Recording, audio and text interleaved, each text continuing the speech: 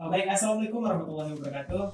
Kami dari kelompok EasyTask ingin mempresentasikan hasil project yang kami buat, yaitu Sistem Informasi Kelas Manajemen dalam mata kuliah PSIDW yang dilakukan oleh Pak Zul Indra SDMSC. Baik, langsung saja saya ingin memperkenalkan anggota dari kelompok ini. Yang pertama yaitu ada untuk Abdullah Marwuk selaku materi dan anggota dari kelompok ini. Lalu ada Devakri Farhan selaku anggota dan pemateri. Lalu ada saya sendiri Hasbi Hamidi sebagai moderator dan pemateri juga.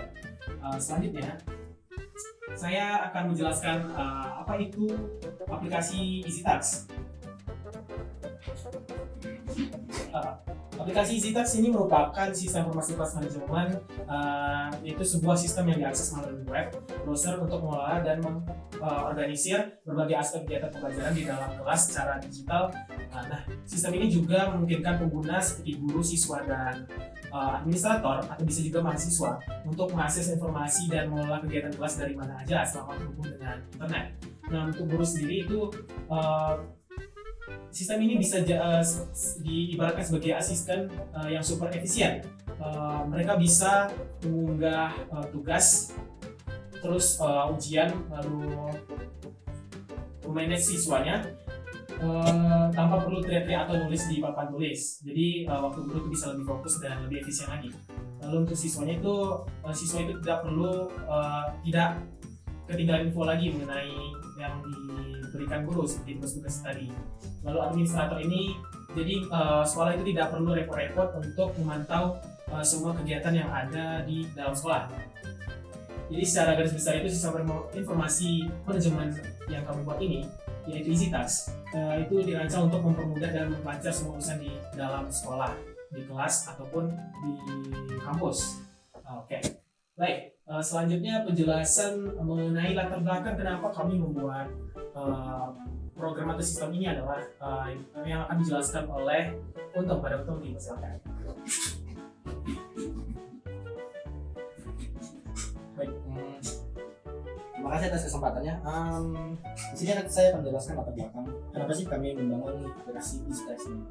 Nah, di tahun 2025 ini, meskipun teknologi pembelajaran digital sudah berkembang pesat ya, tapi kami merasa itu masih banyak sekolah yang mengalami kesulitan dalam mengelola kegiatan pembelajaran, baik di kelas maupun di luar kelas secara efisien.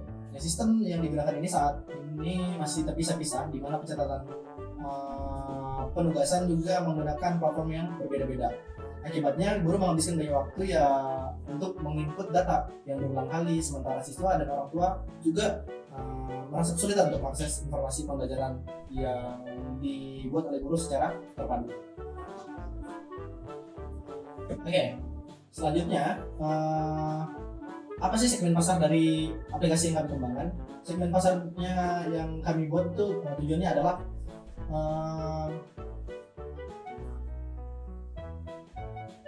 sistem informasi kelas atau kelas manajemen sistem yang dirancang untuk memenuhi berbagai kalangan yang terlibat dalam dunia pendidikan dan pelatihan, baik dalam skala kecil maupun besar.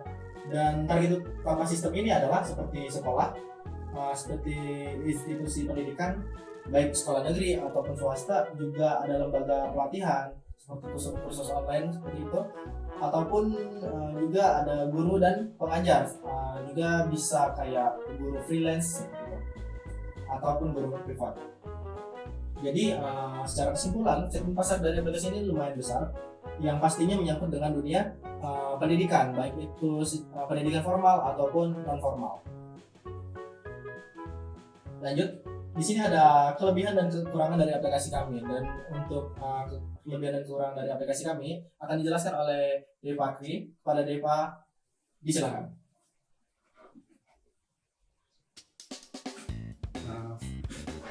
Baik, ya di sini saya akan menjelaskan mengenai kelebihan aplikasi dari EasyTask. Pertama itu adalah ancaman pengguna yang dirancang agar ramah pengguna dan mudah dipahami.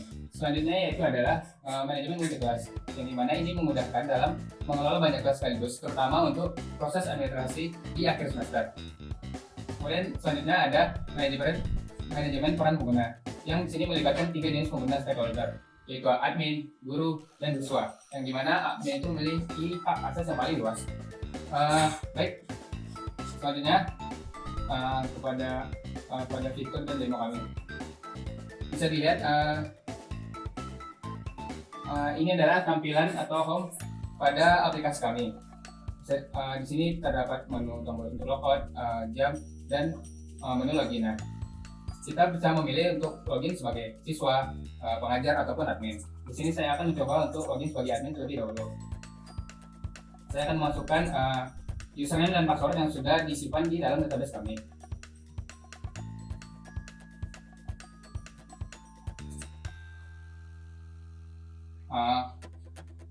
Setelah login pada menu admin, di sini kita akan melihat berbagai macam menu ataupun informasi yang bisa kita lihat. Di sini terdapat jumlah mahasiswa yang aktif, jumlah mahasiswa yang terblokir, dan detail yang lainnya. Kemudian lanjut pada manajemen kelas. Manajemen kelas ini adalah yaitu untuk menambahkan kelas ataupun untuk menambahkan kelas, dan bisa juga untuk menghapus kelas. Di sini kita mencontohkan yang pertama yaitu menambahkan kelas, informasi, dan setelah ditambahkan maka akan terlihat kelas itu telah ditambah. Selanjutnya yaitu pada menu peserta, yang dimana di sini kita memilih. Di sini kita bisa masukkan peserta pada kelas yang sudah dibuat tadi. Seperti di sini, ini belum ada, jadi kita coba tambahkan.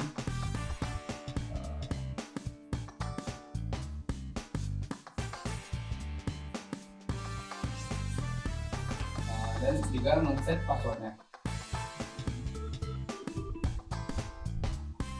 Dan kita tambahkan, maka akan bertambah di menu dari kelas yang sudah kita pilih tersebut. Dan di sini kita juga bisa melakukan yaitu mulai dari edit nama, edit passwordnya, dan juga membuka blokirnya jika dia diblokir. Dan di sini kita bisa hapus. Selanjutnya pada menu pengajar, atau di sini kita bisa menambahkan pengajaran. Kita tambahkan pada awalnya misalnya ini untuk pengajar melakukan login nanti, dan set passwordnya.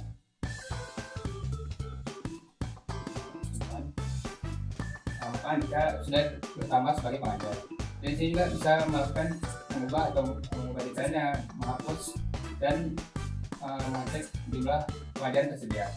Untuk selanjutnya saya akan kembalikan kepada teman saya untuk bersilakan.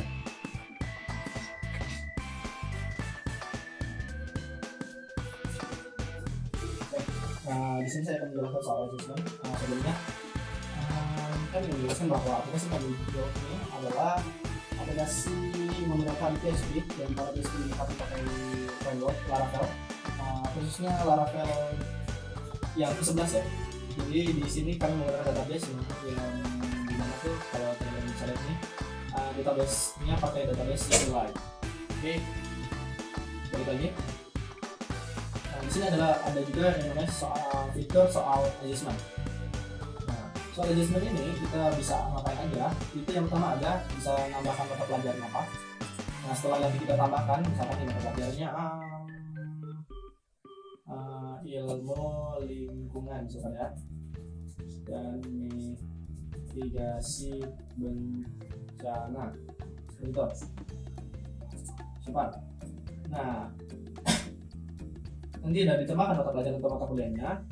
Tadi bakal ada nih mata kuliah baru, akan tetapi pengampunya belum ada.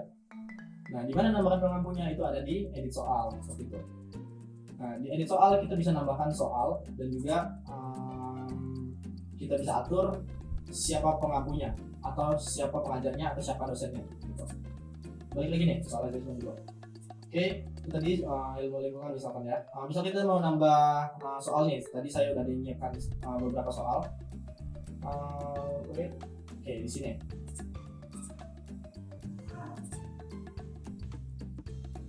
Oke, kita tambahkan mata pelajaran dulu. Misal konteks pelajaran ini adalah rekayasa proses ya. Kita close di rekayasa proses bisnis. Kita edit soalnya. Nah, di sini bisa teman-teman lihat belum ada soalnya. Kalau soalnya udah ada kayak mana? Kayak gini. Kalau soalnya itu udah ada, itu kayak yang di sini edit soal. Tuh, udah ada preview soalnya. Misalkan nomor 1 kayak gini, nomor 2, nomor 3, dan seterusnya gitu ya. Nah, balik lagi kita ke soal adjustment, ke rekayasa proses bisnis dari soalnya. Kita tambahkan soal, sebelum kita tambahkan soalnya kita mau atur dulu. Kita bisa atur soalnya nih, apakah si siswa atau si mahasiswa itu boleh menyalin soalnya. Kita off ya, off. Oke, daftar usernya adalah, misalkan pengajarnya adalah Haris Burang ID. Oke, simpan. Oke, seperti itu. Lanjut kita tambahkan soalnya. Untuk top soal di sini dari aplikasi yang kami kembangkan, bisa soalnya itu bisa menampung soal pilihan ganda. Kita bisa tambahkan opsi seperti ini, tambahkan opsi, baru nanti opsinya tuh kunci jawabannya mana, apa yang A atau yang B, seperti itu. Baru nanti setelah itu disimpan. Tapi karena di sini soalnya saya menambahkan soal isai, kita tambahkan dulu soalnya. Oke.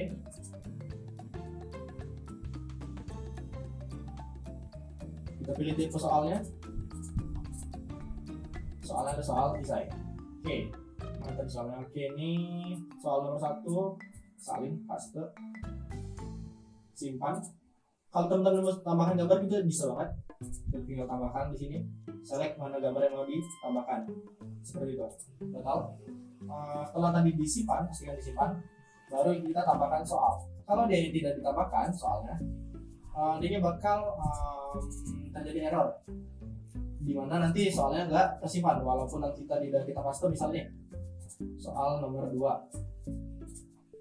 paste, kalau dia nggak disimpan kita kan nomor 2 lagi tuh udah nggak ada gitu.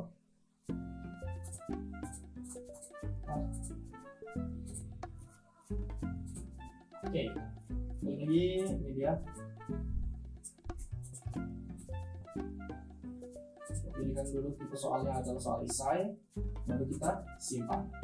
Oke, baru tambah soal lagi, soal ketiga. Bentar, soal kedua sama tadi agak susah maksudnya ya. Salin, simpan. Oke. Yang ketiga tipe soalnya adalah soal isai.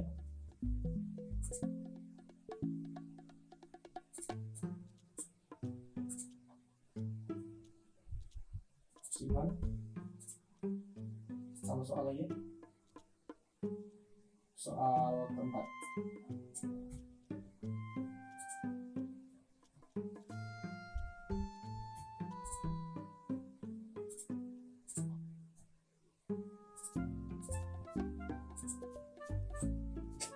Oke, baru soal kelima.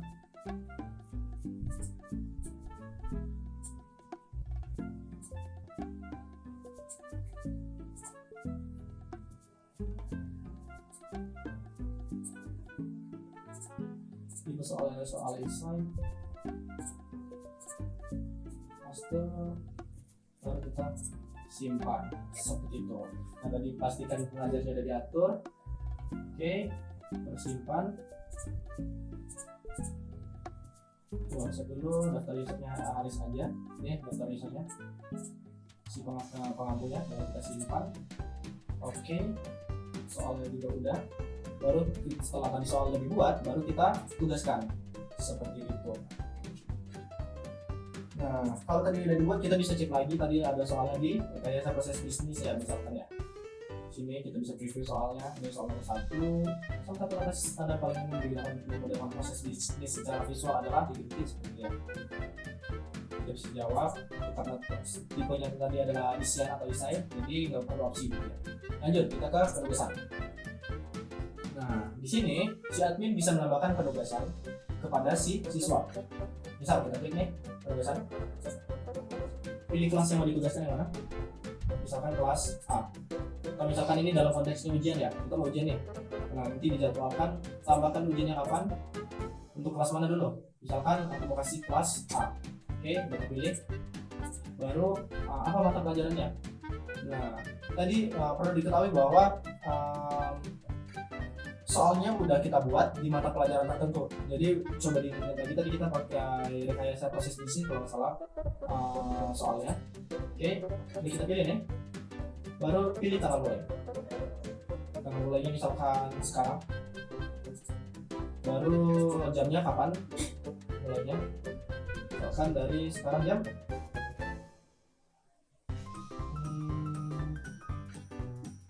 coba ntar lihat jam, sekarang jam udah 51 52 misalkan ya, PM. Oke. Jadi durasi pengerjaannya seberapa jam, berapa menit. Jadi kami menyesuaikan kalau ini untuk penugasan ataupun ujian, jadi waktunya kami sudah sesuaikan gitu. Kenapa tidak lebih dari 300 menit? Menurut kami kayaknya lebih efektif kalau deadline-nya mepet. Jadi si siswa lebih excited untuk ngerjain, atau si mahasiswa lebih excited untuk ngerjain si tugas ataupun soal ujiannya gitu. Jadi biar ada tekanan lebihnya seperti itu. Misalkan kita setting durasinya berapa? 90 menit lah misalkan ya. Oke, lalu kita save change. Nah, baru bakal menambah 90. Nah, nanti ini bisa dilihat di dalam si pengajar ataupun di kolom login si siswa. Nanti setelah siswa login nanti ada nampak nih daftar tugasnya berapa aja. Tapi untuk kita tahu lebih lanjutnya, mungkin untuk fitur pengajar dan siswa ini akan dijelaskan oleh Haris Dwi Ramaidi. Kepada Haris, saya silakan.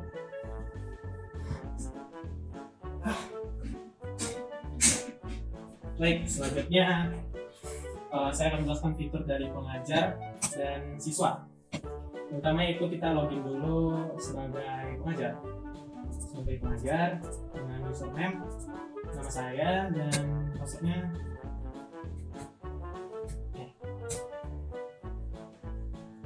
Oke, kita sudah masuk ke dalam fitur pengajar. Nah, di dalam pengajar ini, pengajar hanya bisa melihat nilai, koreksi esai, dan pengaturan nilai. Di dalam nilai, kita bisa melihat nilai dari siswa yang telah melaksanakan tugasnya atau soal ujiannya. Di sini ada nama-nama siswa yang terdeteksi belum selesai pada nilai akhirnya. Ya, di sinilah nilai-nilai siswa akan dilihat pengajarnya. Lalu di koreksi esai ini kita pengajar bisa melihat jawaban esai dari siswa-siswanya. Bisa dikoreksi oleh pengajar tersebut. Lalu di sini ada pengaturan nilai, yang dimana di pengaturan nilai ini pengajar bisa mengubah parameter dari nilai setelah mengkoreksi esai. Karena nanti dari nilai ini merupakan nilai dari soal objektif, dan koreksi esai ini nantinya setelah dikoreksi oleh pengajar, nilainya akan berubah dari nilai objektif tadi. Lalu ubah nilainya ada di sini. Oke, baik, selanjutnya kita logout. Kita masuk ke sebagai siswa. Nah, sebagai siswa di sini disuruh memasukkan ID dan password. Dan ID dan password sudah disediakan tadi.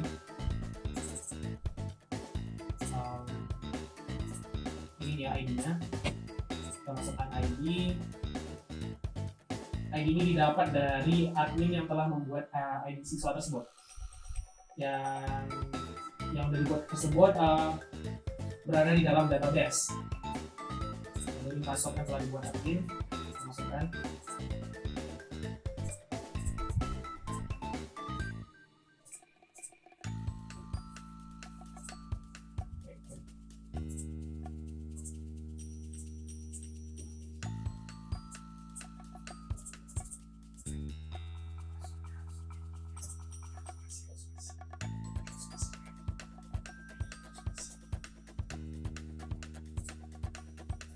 Oh maaf, tadi ID-nya ada spasinya di sini. Coba kita masukkan password lagi. Kita masuk. Yap, berhasil. Nah, di sini siswa dapat melihat soal yang diberikan oleh admin melalui pengajarnya. Di sini siswa bisa melihat tugasnya yang dikasih oleh pengajar, lalu menjawab soal-soal tersebut. Misalnya ini soal esai yang dibuat oleh admin. Dengan ke salah satu tes kanan kita jawab selesai. Selanjutnya belum. bentar kita jawab, kita simpan jawabannya, lalu soal selanjutnya kita jawab, kita simpan, dan selanjutnya lagi sampai selesai. Oke, bentar. Oke, sini ada soal terakhirnya. Setelah soal terakhir dijawab, sini ada tombol kirim dan soalnya akan terkirim ke pengajarnya nantinya, dan pengajar bisa mengkoreksi jawaban dari siswa-siswa yang telah mengerjakan soal yang diberikan. Oke. Ya. Oke, segitu saja fitur yang ada di dalam proyek Visitax ini. Selanjutnya kesimpulan yang akan dibawakan oleh Untung pada Untung, silakan. Baik, jadi kesimpulan dari aplikasi kami adalah aplikasi ini cukup untuk memenuhi kebutuhan penugasan maupun ujian dalam ruang lingkup pendidikan formal maupun non formal. Nah, untuk penggunaannya nanti si pengajar meminta penugasan ke admin, karena menurut kami si pengajar ini belum semuanya paham teknologi gitu, karena kami memandang di ruang lingkup yang seperti di pedesaan gitu, ada guru-guru yang sudah cukup berumur gitu, jadi kurang update terhadap teknologi. Jadi kami memandang lebih baik si admin aja yang menugaskan, nanti si pengajar meminta ke admin untuk menugaskan seperti itu, ataupun nanti biar dari bawah gitu, si pengajar bisa aja minta menjadi admin biar dia bisa memiliki fitur lebih seperti itu. Sekian dari kami. Mohon maaf apabila ada kesalahan kata. Kami akhiri Dengan Assalamualaikum warahmatullahi wabarakatuh. Terima kasih.